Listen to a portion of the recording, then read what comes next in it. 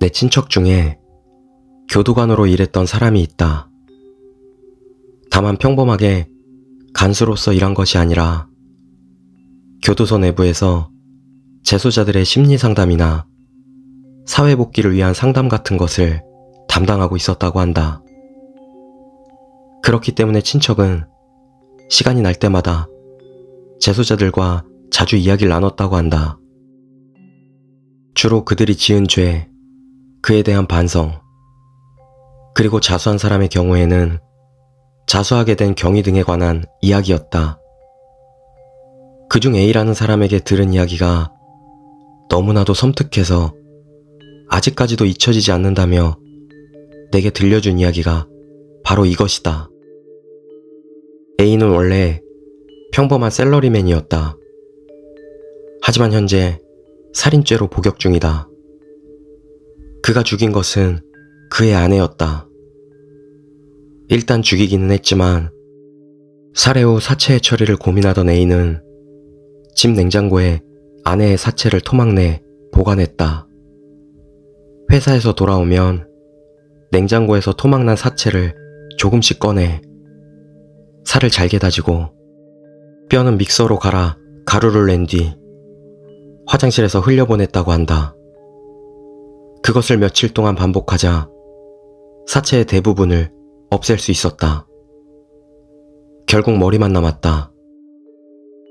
하지만 아무리 그래도 얼굴을 갈아버릴 각오가 안 서서 며칠 동안 머리만 냉장고 안에 그대로 넣어두었다는 것이다.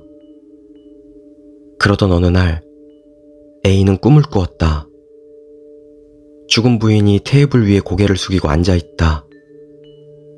고개를 깊숙이 숙이고 있어서 표정은 전혀 보이지 않는다. 하지만 테이블을 잡고 있는 손이 부들부들 좌우로 떨리고 있다. 점차 그 흔들림은 격해져서 손톱이 그리고 손가락이 테이블 주위에 흩어져 날아가기 시작한다. 순식간에 팔꿈치까지 날아가 사라진 팔에서는 새빨간 피가 흩뿌려지고 뼈가 덜그럭대며 테이블을 두드린다. 거기서 잠에서 깨어난 A는 한동안 땀에 흠뻑 젖은 채 충격에 사로잡혀 움직이지도 못했다고 한다. 겨우 안정을 되찾고 거실로 향한다. 그런데 냉장고가 조금 열려있고 그 사이로 목만 남은 아내가 자신을 바라보고 있었다. 깜짝 놀란 A는 냉장고를 닫고 문을 청테이프로 막았다. 이때까지는 겁에 질려 있을지언정 아직 자수까지는 생각하지 않았다고 한다. 그날 냉장고에 넣어둔 머리를 처리하기가 껄끄러웠던 A는 결국 새 냉장고를 사기로 했다. 1인용 소형 냉장고라 따로 배달을 부탁하지 않고 직접 가지고 돌아왔기에 다른 사람의 눈에 청테이프로 감은 냉장고가 들킬 일은 없었다. 그리고 A는 그날도 꿈을 꿨다. 어제와 똑같이 테이블 위에 아내가 앉아있다. 다른 점이 있다면 어제 끝났던 시점에서 꿈이 이어지고 있다는 것뿐. 테이블 위에 있는 아내의 팔에서는 새빨간 피가 방울져 떨어진다. 이번에는 다리로 바닥을 차고 있다. 그 움직임이 점점 격렬해짐에 따라 바닥을 차는 소리도 점점 커져간다. 점차 바닥에 피가 고이기 시작하고 다리에 살점이 날아간다. 테이블 위에는 팔이 마구 흔들리며 피를 사방에 흩날리고 있다. A의 뺨에도 살점과 피가 날아오지만 손가락 하나 움직이지 못하고 그 광경을 바라만 보고 있을 뿐이다. 머릿속에서는 빨리 깨어나야 한다는 생각뿐이지만 꿈은 좀채 끝나지 않는다. 방 한가득 흩날린 피가 기분 나쁘게 빛난다. 갑자기 아내는 움직임을 멈춘다. 그리고 서서히 숙이고 있던 고개를 들어 올린다. 축 늘어져 있던 앞머리가 뺨에 달라붙는다. 머리카락 틈새로 치켜뜬 눈이 A를 향한다. 그리고 얼굴을 완전히 들었다. 내 몸을 돌려줘! 절규가 울려 퍼졌다. 그 소리를 듣고서야 A는 간신히 눈을 뜰 수 있었다. 이번에도 온몸은 땀투성이었다. 그리고 이번이야말로 머리를 처리하겠다는 각오를 다졌다. A는 침대에서 뛰어나와 냉장고로 향했다. 그리고 그 각오는 순식간에 사라졌다. 그토록 단단하게 붙여놨던 청테이프가 모두 끊어져 있고 부인의 머리는 냉장고에서 굴러떨어져 바닥에 나뒹굴고 있었다.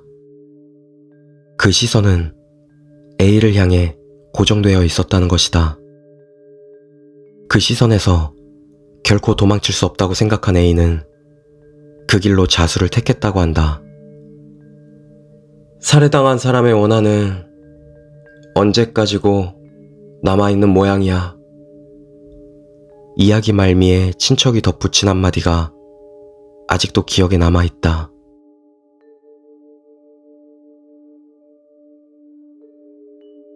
두 번째 이야기, 신호위반. 몇 시간 전 일어난 일이다. 차를 운전하다 교차로에서 멈췄다. 파란불이 들어와 가려는데 신호위반을 한 차가 오른쪽에서 좌회전을 했다. 그런데 횡단보도에서 무단횡단하려 뛰쳐나온 사람을 치고 말았다. 와, 큰일이네 하고 생각하며 나도 비상등을 켜고 차에서 내렸다. 사람을 친 운전기사도 얼굴이 새파래져 차에서 내리고 모퉁이 편의점에 있던 고등학생 몇 명과 내 차 뒤에 있던 차주인도 따라왔다. 하지만 치여서 튕겨나간 사람이 어딜 봐도 보이질 않는다. 차 위아래는 물론이고 숲을 따위도 없는 주차장 바로 옆이었기에 어디 숨을 곳도 없다. 사람을 친 차를 봤지만 어디 긁힌 데나 파인 곳도 없었다. 20분가량 그 자리에 있던 사람들이 죄다 투입돼서 찾아봤지만 아무것도 없었다. 신호위반을 한 아저씨는 경찰에 신고해야 할까요? 라고 물었지만 피해자도 보이지 않는데 뭐 어쩔 수 있나? 지금 와서 생각해보면 부딪힐 때 소리조차 들리지 않았다. 사람이 치여 튕겨나가는 게 보였을 뿐. 과연 귀신도 교통사고를 당할 수 있는 걸까?